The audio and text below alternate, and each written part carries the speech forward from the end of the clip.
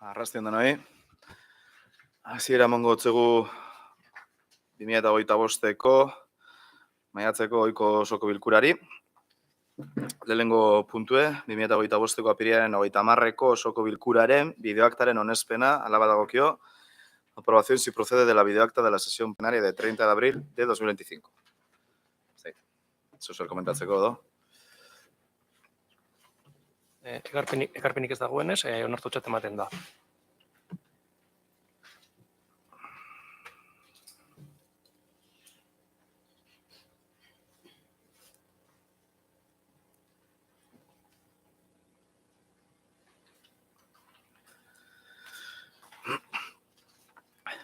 Bigarren puntue, 2008-2024-2025 espedientea, Ogasun eta Barne Erregimeneko informazio batzordearen irizpena, omisio eragozpenari buruzkoa.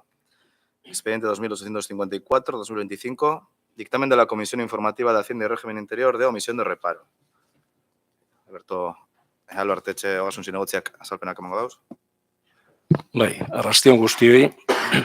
Udalbatza honetara ekartzen dugu berriro, Prezero Espainia S.A.ren 2025ko apirilean egindako lani dagokien faktura 46.502 euro eta 80 zentimokoa. Baliotzat ematea eta kontartzailak egindako eragozpena kentzea. Ia hau da betiko aspaldiko partez, betiko asuntua ia gabonak zoriondu aurretik gaia konponduta dago. Espero dugu baietz. Eskerrik asko. Vale, hasta baidara pasatuko gara, osoak, Oson Solerria, Alderdi Sozialista, Euskal Herria Jeltzalea, Euskal Herria Bildu. Bozkatu egingo gu. Bozkatuko dugu, aldeko botoak, kontrako botoak, abstentzioa.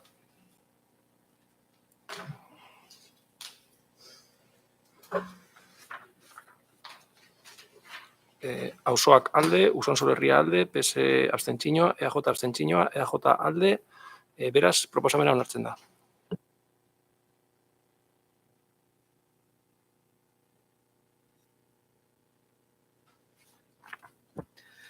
Hirugarren puntue, 1557-2025 espedientea, Ogasun eta Barne Erregimeneko informazio batzordearen irizpena, kredituen judizioz kanpoko aitortzari buruzkoa. Expediente 1547-2025, dictamen de la Comisión Informativa de Hacienda y Régimen Interior de reconocimiento extrajudicial de crédito. Albertok, barriz beha azalpentsik bat emango dago. Galdakoko udalean jaso diren bi faktura dira 2024ko gastui dagozkienak. Faktura bat jaietarako azpegiturak alokatzari dagokio eta bestea hondakinak zabortegira eramateagatik ordaindu beharreko kanonari. Bi fakturen zenbateko osoa 2.696 eta 20 euro eta 35 zentimokoa. 2025ko egitaldian, binkulazio poltzan, badago kreditua lehen aipatutako gastuak ordaintzeko. Eskerrik asko. Azte bedar pastuko gara, osoak, Oson Solerria, Alderdi Sozialista, Euskal Herria Jeltzalea, eta Euskal Herria Bildu. Vale, bozkatuko dugu. Bozkatuko dugu, aldeko botoak, kontrako botoak, abstentzioa.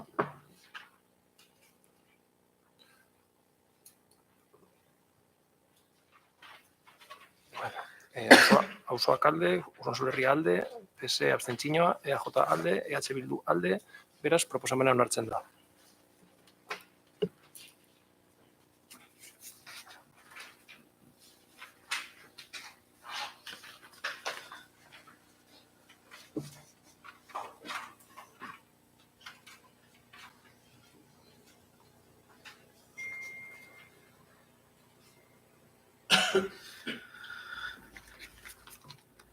Laugarren puntue, 2009-2025 espedientea, Ogasun eta Barne Erregimeneko informazio batzordearen irizpena, bigarren transferentziaren eranskinari buruzkoa. Expediente 2927-2025, dictamen de la Comisión Informativa de Hacienda y Régimen Interior de anexo de transferencia 2. Segundo, bai. Albertok, emango dauz azalpenak. Udaltalderi egindako urteko ekarpena, Galdakoko udalari dagokiona 2024-2025 ikasturterako eskolako 2030 agendaren proiektuarena 9.534 euro eta 80 zentimoa igo da.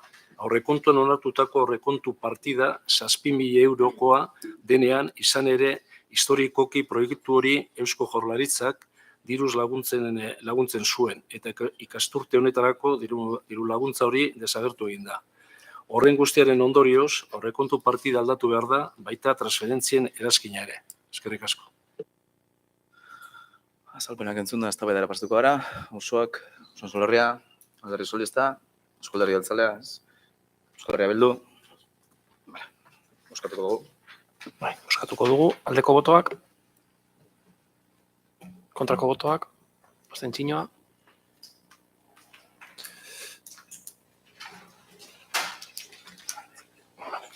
Auzoak alde, Usansolo Herria alde, PS alde, EAJ abstentzioa, EH Bildu alde, hortaz proposamena onartzen da.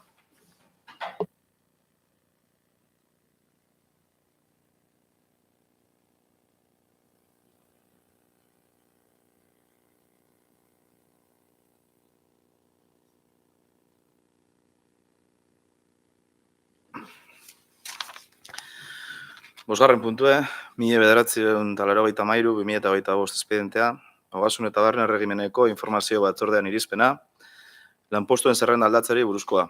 Expediente 1993-2025, dictamen de la Comisión Informativa de Hacienda y Régimen Interior de modificación de la relación de puestos de trabajo.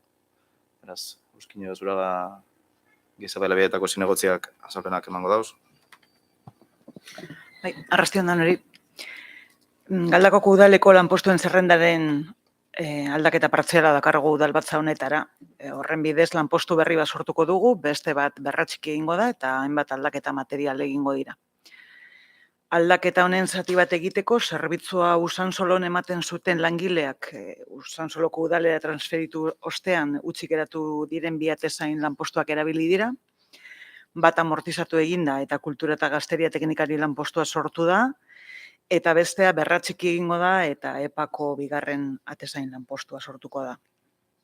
Gainerako aldaketak esan bezala materialak dira, kasu batzuetan akatzen zuzenketa da, eta adibide batekin azaltzeko hizkuntza politika eta hezkuntza arloan hainbat lanposturi TP izendapena teknikari profesionala jarri zaie derrigortasun dataren atalean, horrela euskararen erabilera normalizatzeko dekretuarekin bat etortzeko.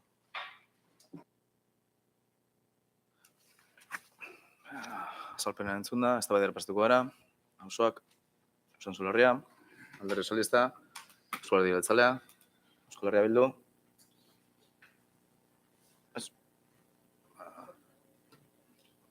Segurune. Ez. Vale, bozkatuko dugu, orduan.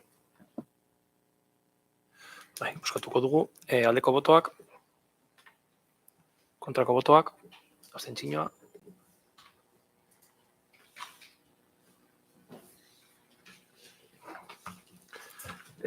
Auzoak alde, Usansolo Herria alde, PS abstentzioa, EAJ abstentzioa, EH Bildu alde, hortaz proposamena onartzen da.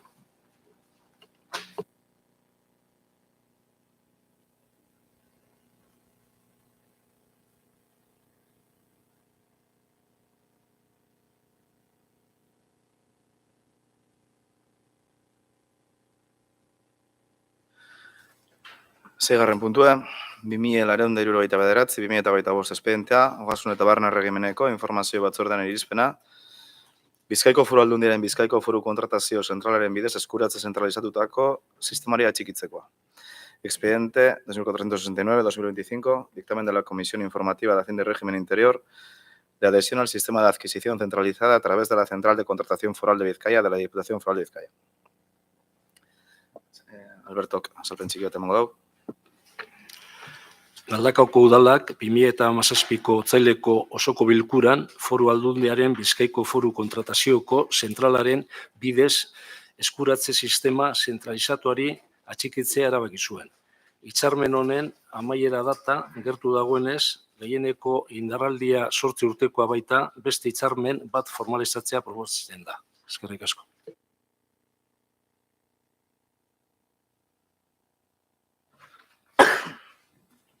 Eztabaida pastuko gara, auzoak, Uson Solerria, Alderdi Sozialista, Eusko Alderdi Jeltzalea, Ainhoa. Kaixo, Arrasión. Tal y como ha dicho el concejal de H. Bildu, el Ayuntamiento de Galdakao en pleno, por sesión ordinaria de fecha 28 de febrero de 2017, acordó la adhesión al sistema de adquisición centralizada con la Diputación Foral de Vizcaya. Vistos los informes, visto el convenio anterior y visto que está próxima la fecha de finalización del convenio, el EAJ-PNV, en nuestro sentido del voto, será un sí. Euskal Herria Bildu. Bai, eskerrik asko. Ez bakarrik adierazteko, atxikipen honek ez duela esan nahi kontratazio guztietan Bizkaiko Foru Aldundiarekin joan behar dugula. Baizik eta Galdakaoko udalak horrela erabakita dagokion tokian, bai alkatetza dekretuz edo baita pleno honetan, erabaki ahal izango duela zein nietara batu eta zeinetara ez. Eskerrik asko. Bigarren txandarik behar da, edo? Aboskatu ingu. Euskatuko dugu, aldeko botoak. Denok alde, hortaz, proposamena onartzen da.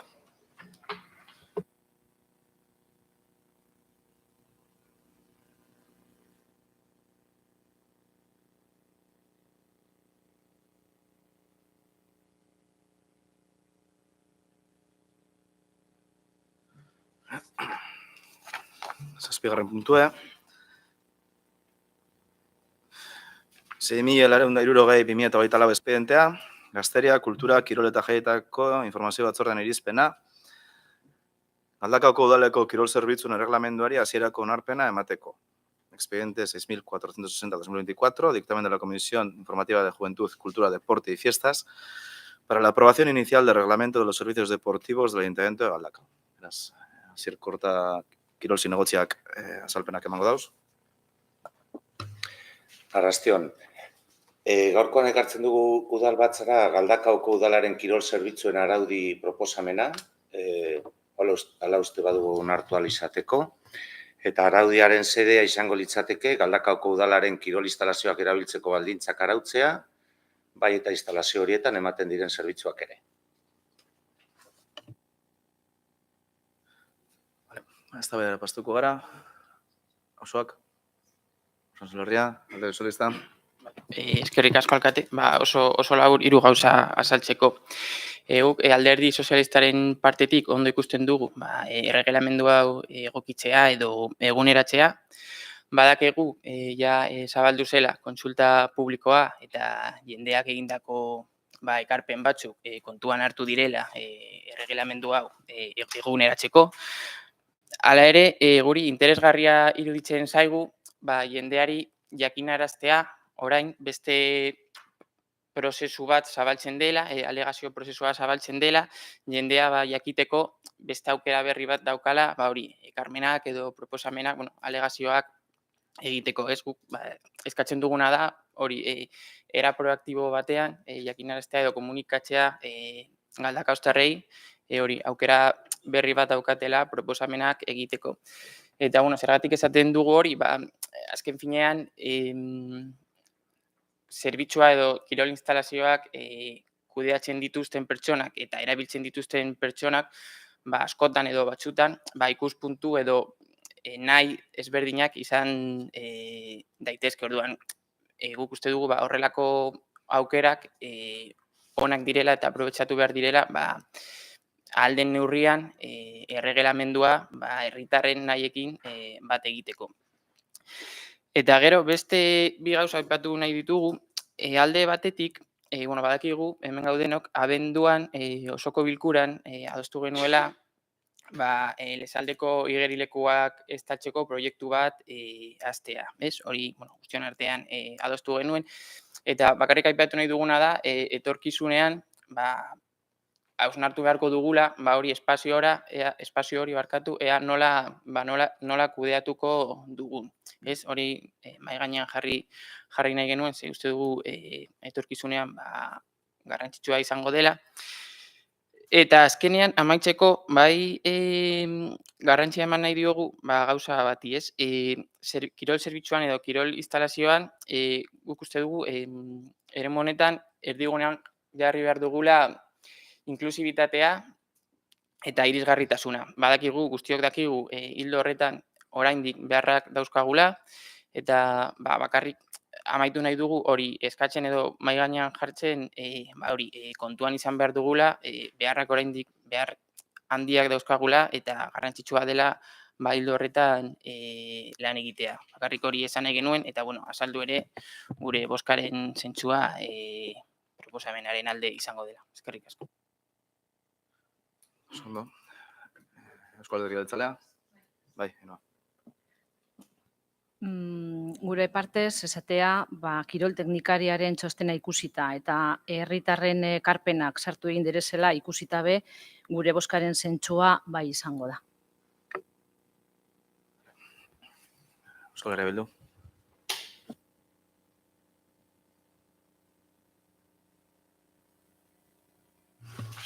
Pitorraik esan dauenaren arira,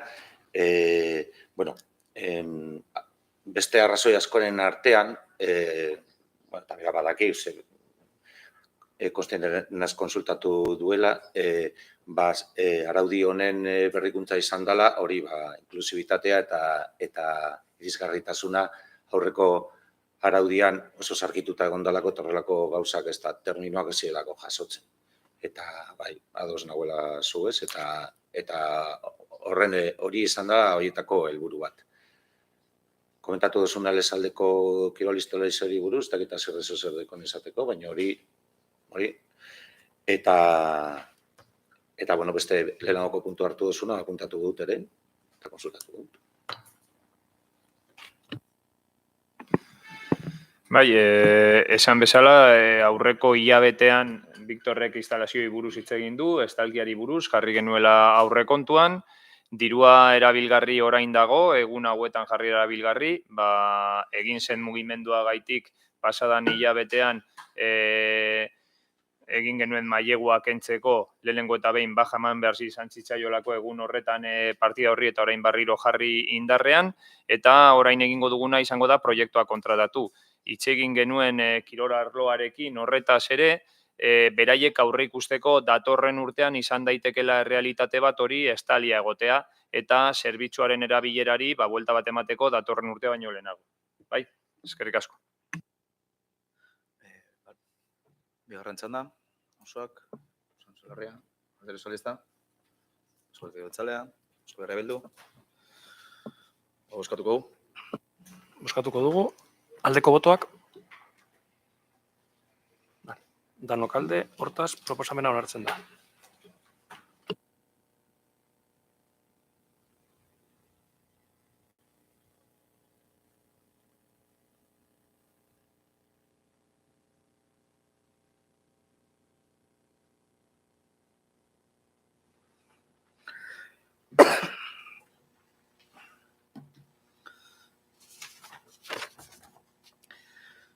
Zortzigarren puntua, 93/2025 espedientea, gizarte ekintza informazio batzordearen irizpena, oso taxi programaren onuradunei lehiarik gabeko konkurrentzian diru laguntzak emateko oinarri aroltzaiak onartzeko, expediente 423/2025, dictamen de la Comisión Informativa de Acción Social para la aprobación de las bases reguladoras de subvenciones en concurrencia no competitiva a personas beneficiarias del programa Oso Taxi.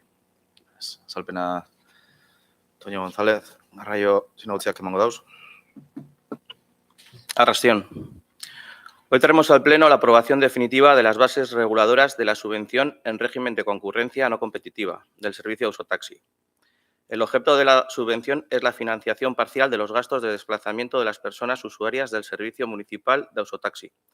El Servicio Municipal de Osotaxi consiste en un servicio de taxi a precio reducido para personas que cumplan los requisitos que aparecen en las bases reguladoras. Azalpenak entzun da, eztabaidara pasatu gara, osoak. Por fin podemos decir que el servicio de Osotaxi es una realidad. Otro servicio más de movilidad urbana que, junto con el servicio Galdabusa, daremos soportes a todos los vecinos y vecinas de Galdakao. El servicio Ausotaxi está destinado para mejorar la calidad de vida y bienestar social de la población mayor o con problemas de movilidad que viven en zonas alejadas, sin acceso a transporte público, acercar al centro urbano y a cualquier punto del municipio de Galdakao o al hospital de Usánsolo a personas mayores de 65 años. Perdón.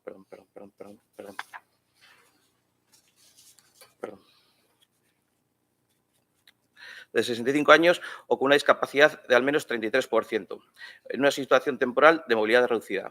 Se ha creado unas bases y un convenio con los taxistas del municipio y se podrá solicitar los bonos mediante instancias presentadas en el registro municipal y que cumplan con las bases reguladoras. Serán bonos de 10 viajes cuyos costes serán de 20 euros y se podrán adquirir un bono mensual por persona y que cumplan los requisitos hasta completar la subvención otorgada al servicio.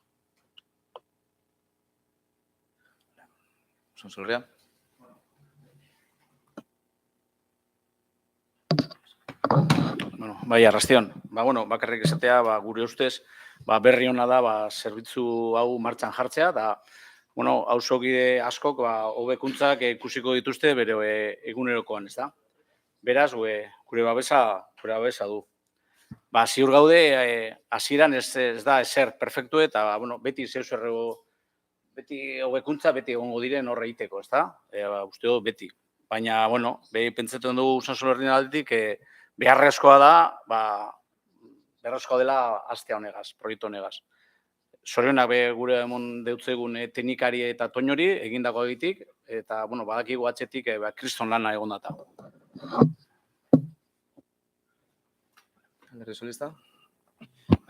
Eskerrik asko. Vamos a ir un poco en la misma línea en la que hablamos en el pleno en el que se trató la aprobación inicial de esta cuestión, ¿no?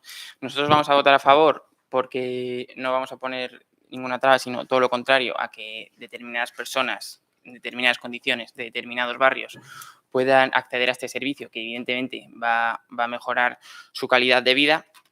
Pero sí que queríamos hacer algunas reflexiones porque es un voto a favor, pero con una mirada crítica.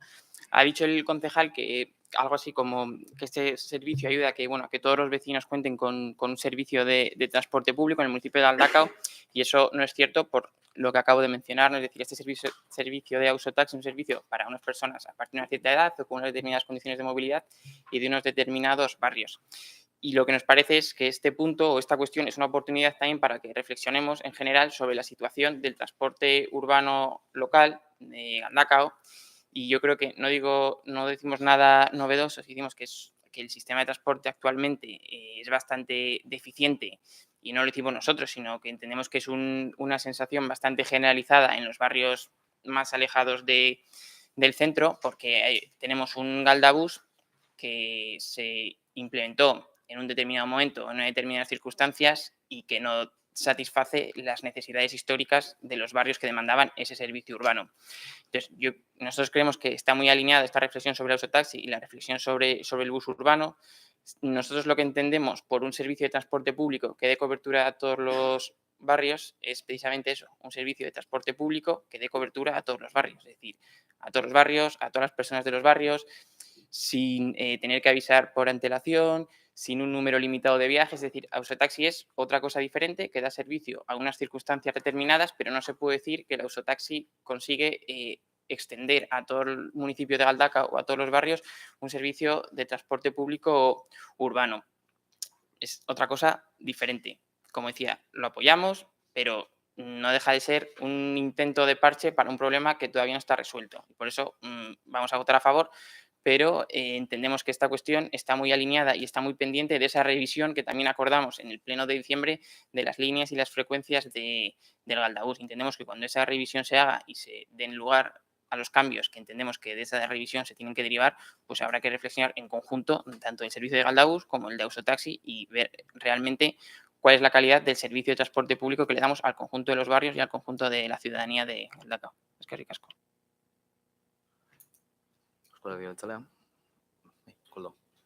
Eskerrik asko, alkate jauna.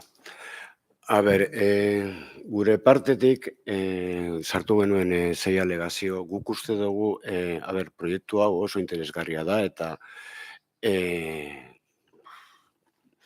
uste dugu beharrezkoa da lagune askotan eta pertsona askonterako eta horregatik sartu ditugu zeilai alegazioak eta bueno.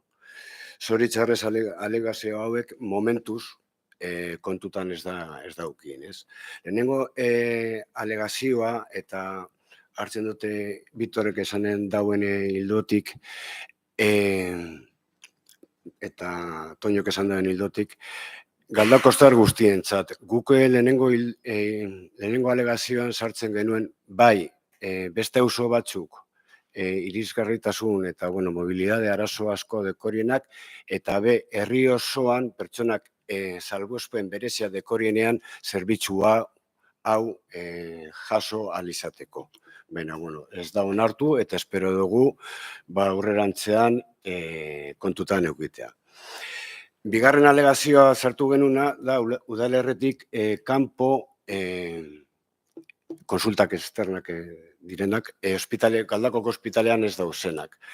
Egia da, Galdakoko ospitalea badekola zerbitzu nahikotxo eta handia, baina egia da ere bai, pediatria, oftalmologia, kardiologia eta beste abarreko zerbitzu batzuk nahiko txikiak edo zumeak direla, orduen horregatik bai eskatzen dugu zerbitzu hauek basurtoko edo gurutzeko ospitaletan emoten badira, Galdakostarrak ukitea aukera joatea zerbitzu honegaz. Hirugarren alegazio bat sartu genuen zerbitzu eskatzeko ordutegia zabaltzea. Gu gara pentsamendukoak ez garela hasi behar gauzak kon minimos. Hasi behar gara printzipioz maximotan eta gero joan moldatzen errealitatera. Orduen horregatik jarri genuen ordutegi bet, apur bet luzeagoa jasoa izateko zerbitzuen eskaerak. Laugarren alegazioa, onuradun zaintzailea sartzea, bai, teknikariak esaten dauena da, ulertzen dela barruen da zela, baina nik basak barriro irakurri ditut eta ez da agertzen. Eta bakarrik ez egoteko oztoporik, ez egoteko arazorik, bai gomendioa egingo genuke sartzea ez egoteko inolako arazorik beste momentu batzutan. Bosgarren alegazioa bonoak erosteka irizpideak erraztea eta puntuak gehitzea. Horre, esaten duzue, komplexua izan aldala, 120, ulertun dugu, bai, hasierakoa dala, eta, hor, ez dugu kezkasko, baina egia da, auzotara begiratzen den zerbitzu bat, herriko erdigunean bakarrik ukite aukera zerbitzu hau jasotzeko, ez da bat ere ulergarria. Orduan, gomendatzen dizuegu berrikustea eta planteatzea zelan beste gune batzutan edo beste leku batzutara jendea joan aldan bono hauek edo prestakuntza hauek jasotzeko. Eta seigarren alegazioa, diruz lagundatuko bilbideak gehitzea, esan dut, nahastu dut bosgarrena eta seigarrena, barkatu. Printzipioz hori.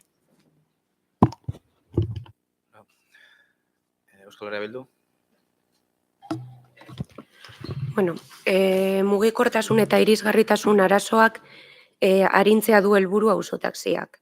Eta behar hori nabariagoa den auzoetatik abiatuko da. Auzo horietan bizi diren bizilagunei erdialdeko kaleetako zerbitzu nagusien erabilera arin, merke eta iraunkorra errazteko. Hala ere mugikortasun zerbitzua baino haratago ulertu behar dugu, modu zabalago batean. Komunitateari bere osotasunean onurak ekarriko dizkiona. Bakardade egoerak ekidituko dituena, zaintzalanak arindu egingo dituenak eta zaintzalan horiek egiten dituzten langileen bizi kalitatea ere hobetuko dituena. Zaintzaile ere bideratutako zerbitzua badelako. Lehenengo aldia da gure herrian dimentsio honetako zerbitzu bat martxan jartzen dela. Pertsonak erdigunean jartzen dituena eta aukera berdintasunaren ibilbidea jarraitzen dituena. Hainbat alegazio proposatu dira, baina zerbitzuaren diseinua errotik aldatzen edo baldintzatzen ez dutenak. Beraz, etorkizuneko estatistika eta datuak kontuan izan da, aurrerantzean sartu edo egokitu ahal izango dira. Beti ere, zerbitzuan behar horiek identifikatzen badira. Eta, bueno, apur bat alegazio horiek bebai, gero nire kideak bebai azalduko dauz, baina esan duan bezala pentsatzen dugu errotik ez dutela aldatzen garraio mugikortasuneko zinegotziak proposatutako diru laguntzak ez duela diseinuan eragiten eta begiratu behar dugu ze harrera dagoen herrian eta horren ostean erabakiak hartu. Bonuekin adibidez, zuek proposatzen duzu kantitate bat, guk proposatzen dugu beste bat, ez dakigu zer harrera ukingo duen, ikusiko dugu. Joango gara ikusten proiektua hasierako unean egongo da, orduan beraz, aurrera joan ahala, datuak ikusita ikusiko dugu.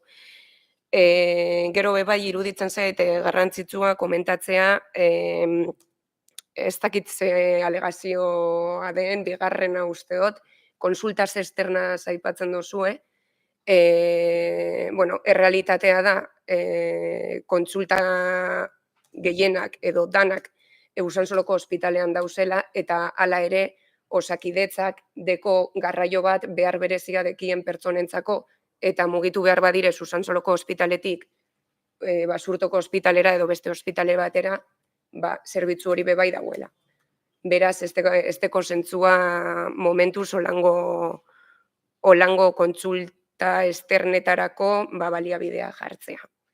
Eta, nire kideak gero gure badau beste batzuk erantzungo dauz. Printzipioz, onarte. Bigarren txandara pastuko gara. Osoak. Bueno, pues referentes a las alegaciones presentadas por EAJ-PNV, hemos decidido desestimarlas porque consideramos que no afecta a la puesta en marcha de este nuevo servicio Osotaxi. Aún así, las recogemos y las tendremos en cuenta para un futuro, ya que la funcionalidad del servicio Osotaxi es facilitar la conexión de las personas mayores de 65 años con discapacidad del 33% o superior o una movilidad reducida temporalmente mediante el certificado médico de los barrios alejados y de difícil accesibilidad, que carecen de conexión con el transporte público y así mejorar las necesidades de movilidad de estas personas por el pueblo y el Hospital de Usánsolo. El Hospital de Usánsolo de referencia de los vecinos de Galdakao, de los vecinos y vecinas de Galdakao.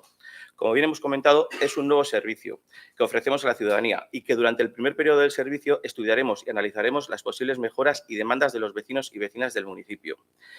En concreto, hemos hablado nosotros unas pocas veces del tema de incluir una serie de barrios y el tema de incluir a personas con esas características en otros barrios. Lo que tenemos que tener claro es que es un nuevo servicio y que este servicio, en principio, ha salido para acercar a esas personas a lo que es el tema del municipio. Pero nos cerramos en mejorar el servicio pues, con propuestas o alegaciones como las que habéis puesto. Es que recasco. Arratsaldeon. Yo me quería dirigir un poquito al concejal del PSOE, a Víctor y a Koldo.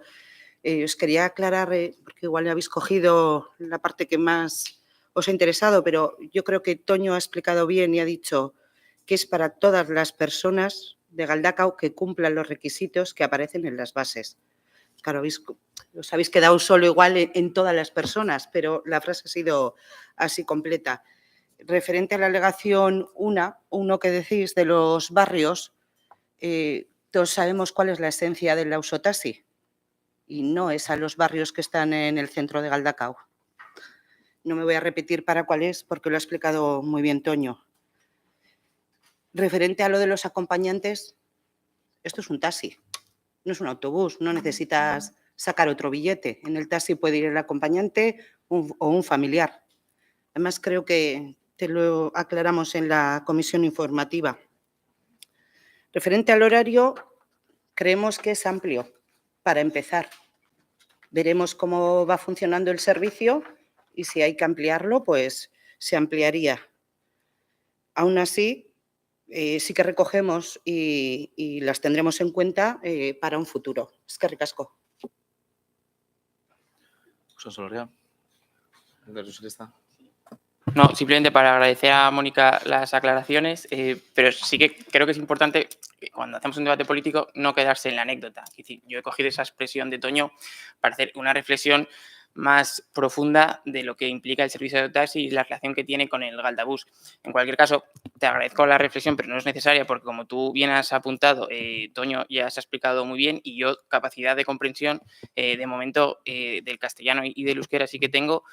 Y sí que quería aprovechar también para decir que, bueno, que sí que estoy un poco sorprendido, es decir, entiendo que hay al final malentendidos o malas interpretaciones de lo que se dice, porque 3 personas diferentes del equipo de gobierno explicando 6 alegaciones, al final, desde el punto de vista, no sé si de la coordinación o de la unificación del mensaje, resulta un poco raro, porque al final no sabemos si la respuesta oficial a las alegaciones es la de la primera persona que ha hablado, la de la segunda persona que ha hablado o la tercera persona que ha hablado. Entonces, como iba un poco de intercambiar consejos, pues yo sí que os aconsejo que un poco más de coordinación para saber cuál es la respuesta final a las alegaciones, si la que dice la primera persona, la segunda persona o la tercera persona. Muchas gracias.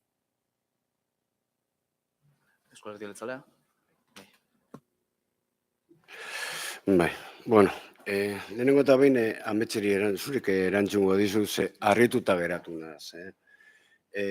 Bai, Galdakaoko ospitalea zerbitzu asko deko, eta hori dano dakigu, beste bat, baina beste batzuk ez. Eta zuk esaten duzu, horrela Galdako osoa dekola dago beteta. Baina eske, kasu honetan, Aperribaiko gasolindegi ondoko pertsona bat, joan alda ospitalera arte, baina erdiguneko pertsona bat dekola eragozpen handi bat, bilatu behar da bere bideak. Eta ez gabiz hitz egiten Osakidetza dekon zerbitzuak basurtora joateko edo gurutzetara joateko. Eta hildo berean, zuri erantzuten zaitut, guk ulertzen dugu bai dela auzotatik erdigunera zerbitzu bat, baina ospitalea sartzen dozunean, ja ez da erdigunea auzota guztietara jarri beraientzat. Ospitalea behar jartzen dozu auzoetara, eta erdiko pertsona eragozpen handia dekorienak ez dekorie prestakuntza hori. Orduen, hori da guri harritzen diguna. Horregatik, zuek esatea ez dauela aldatzen ezer, guk uste dugu bai aldatzen direla gauza asko. Cambian muchas cosas. El hecho de que una persona que tenga una discapacidad severa del centro no pueda acceder al hospital y una persona, por el mero hecho de ser jubilada de un barrio en concreto, pueda acceder al hospital. Por eso nosotros sí poníamos que esas personas que tengan una situación excepcional, que la acrediten, puedan usar este servicio. Porque pueden ser personas que no pueden usar servicio que presta Osakidetza, pero sí podrían usar el servicio que prestaríamos desde el Ayuntamiento de Galdakao. Luego, agradecer a Mónica, como ha dicho Víctor, pues que nos aclare un poco, nos contextualice lo que ha querido decir Toño, pero también me ha sorprendido que digas que el taxi lo puede usar cualquiera. Yo voy a usar tus palabras.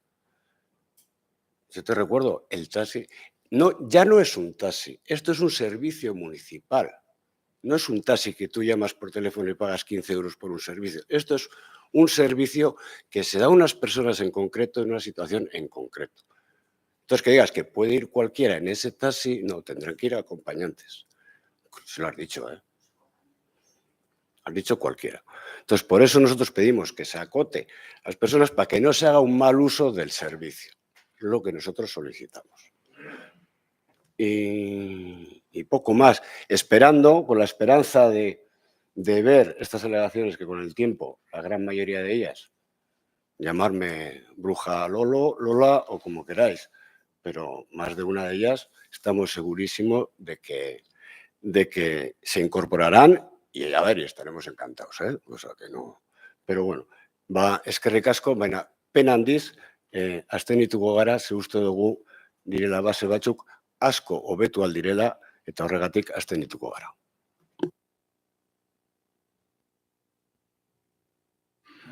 Euskal Herria Bildu.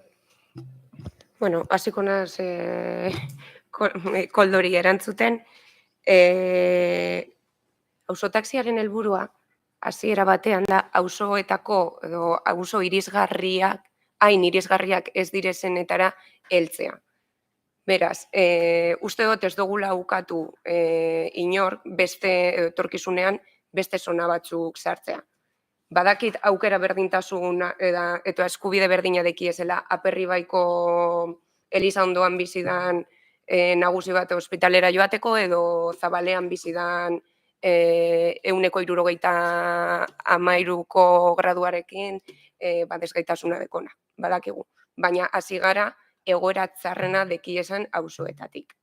Eta esan dugu, nik uste dut, nire kideak eta nik birritan edo hirutan hasierako zerbitzu bat dela, joango garela ikusten eta datuak ikusita erabakiko dugu gauza batzuk sartzea, beste batzuk moldatzea edo dana dalakoa. Zer gehiago? Respuesta oficial entzun dut, Victor.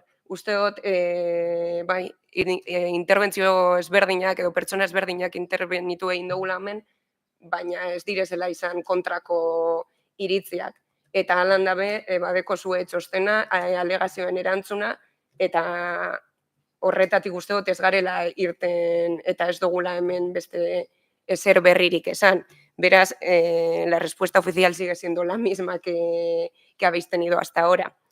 Eta zer gehiago, entzun dut bebai hortik la palabra esperando. Bueno, batzuk bebai egon gara urteak eta urteak itxaroten, bai Galdabuseko zerbitzu bat eukitea edo auzotaxi zerbitzu bat eukitea. Eta azkenengo 3-4 urteetan, herriak mugikortasun aldetik aldaketa adierazgarriak egin ditu, udal gobernu honek erabaki dau martxan jartzea, bai Galdabus eta bai auzotaxia, eta beraz uste dugu pausu handiak eman ditugula, agian gauza batzuk aldatu behar direz, baina ezin dugu ahaztu pausu horiek nork abiatu dituen eta nork jarri dituen martxan. Beraz, ez dakit, hori bakarrik. Eta bukatzeko, bai aipatu nahiko nuke, nire lankideak Toñok aspaldian pasatu zizuela oinarrien zirriborroa, prozeduran parte hartzeko, aldaketak egiteko, proposamenak egiteko,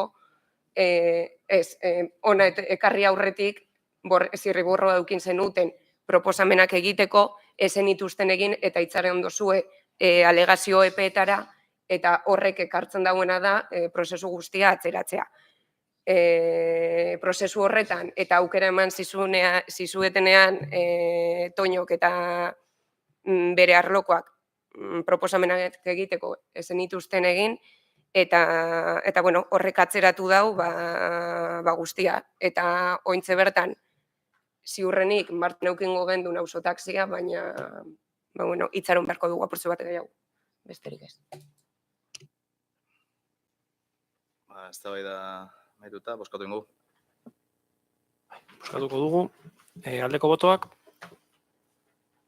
kontrako botoak, abstentzioa.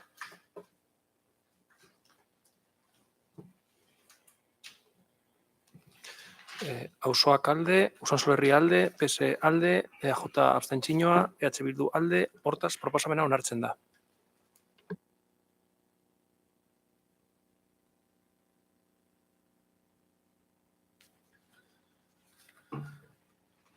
Behatzigarren puntua, 2149/2025 espedientea, herritarrak alkatetzea informazio batzordean irizpena, udal euskaltegiaren zerbitzuak emategatiko prezio publikoak arautzen dituen ordenantzaren aldaketaren hasierako onarpenari buruzkoa. Expediente 2159/2025, dictamen de la Comisión Informativa de Ciudadanía y Alcaldía de aprobación inicial de la modificación de la ordenanza reguladora de los precios públicos por prestación de servicios del Euskaltegi Municipal. Horren izaskun barbariaz euskaraz inegotziak azalpenak emango dauz. Bai, arrastion.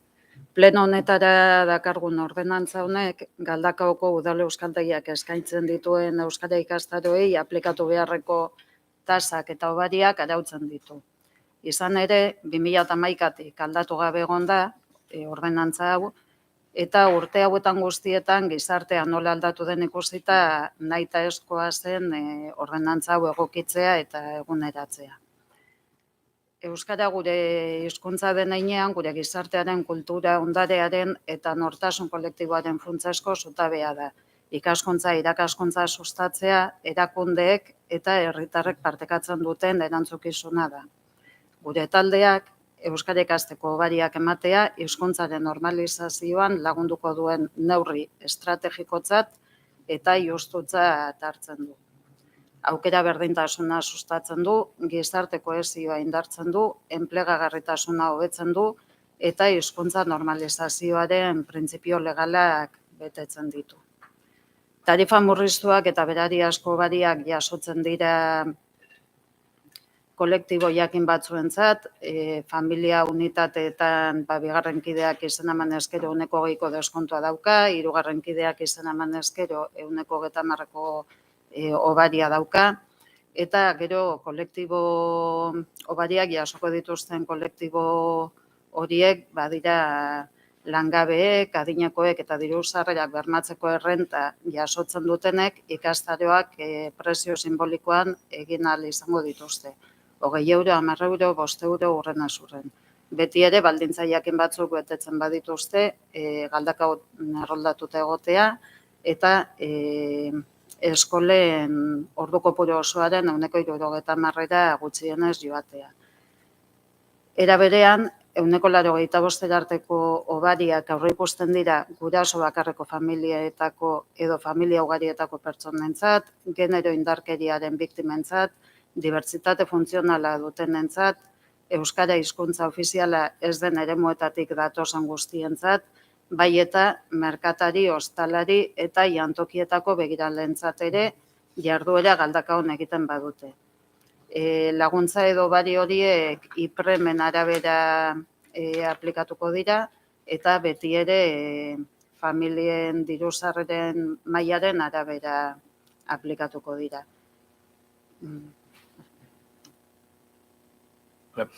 Azalpenak entzunda, eztabaidara pasatuko gara, pausoak, Euskal Herria, Alderdi Sozialista, Euskal Herria Jeltzalea, Euskal Herria Bildu, ez? Bozkatu ingo. Bozkatuko dugu, aldeko botoak. Danok alde hortaz, proposamena onartzen da.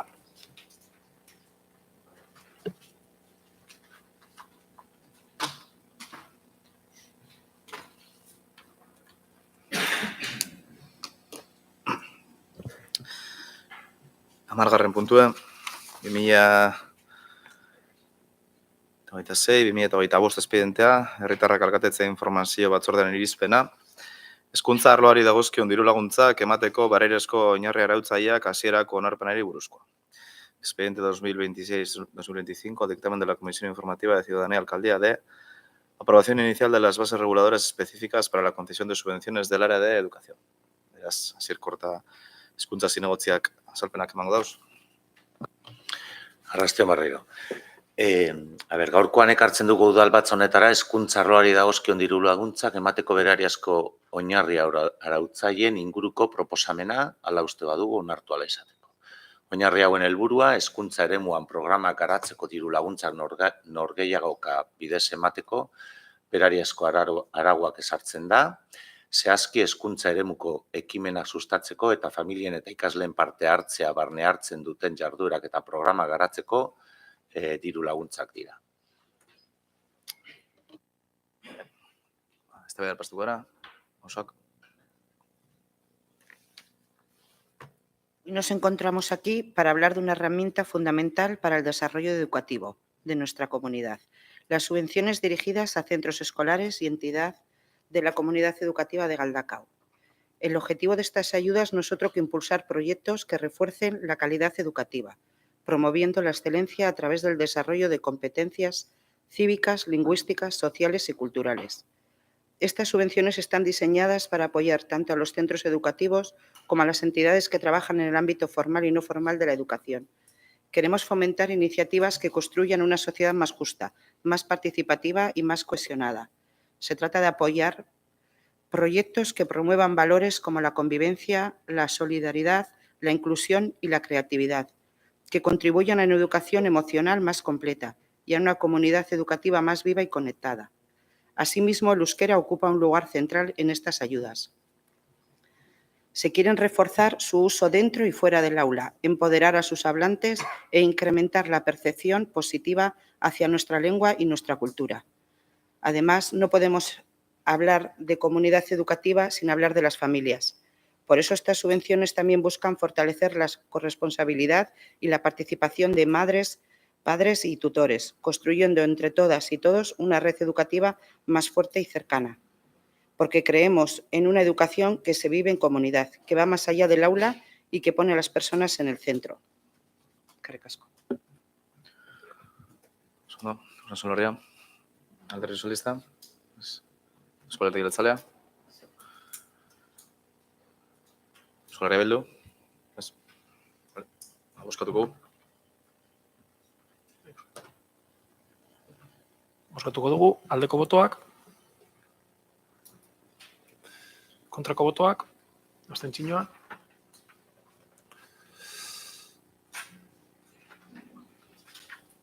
Vale.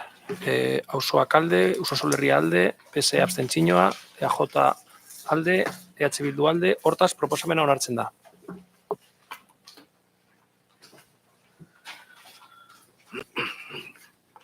Hamaikagarren puntue, 2009-2023 espedientea, herri kontuen Euskal Epaitegiak udal erakundeen 2022ko kontuei buruz egindako txostenen berri ematea, expediente 4900-2023, dar cuenta del informe del Tribunal Vasco de Cuentas Públicas sobre las cuentas del año 2022 de las entidades municipales, amabigarrena, 2022-2025 expedientea, seigarren kreditu aldaketaren berri ematea, dar cuenta de la modificación de crédito número 6, Amairugarren puntue, 2022-2025 expedientea, 2025ko lehen hiruhilekoko berankortasunari eta hornitzaileei ordaintzeko batezbesteko epeari buruzko txostenaren berri ematea, dar cuenta del informe de morosidad y plazo medio de pagos a proveedores del primer trimestre de 2025.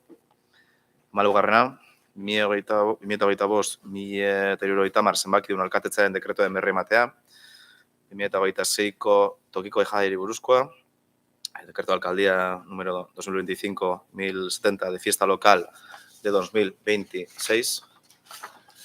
Amabosgarren puntue, 2025ko apirilaren 23tik maiatzaren 20 arte emandako alkatetza dekretuen eta zinegotzi delegatuen ebazpenen kontu ematea.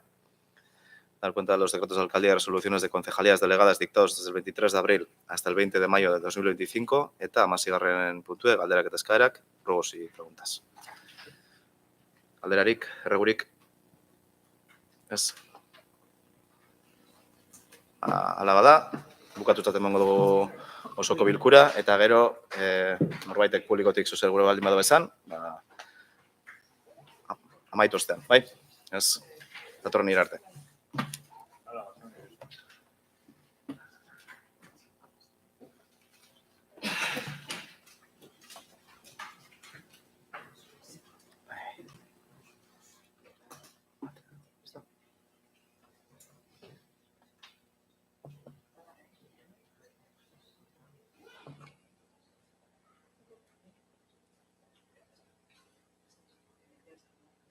Bai. A ver, publikotik galdera badagoela uste dut.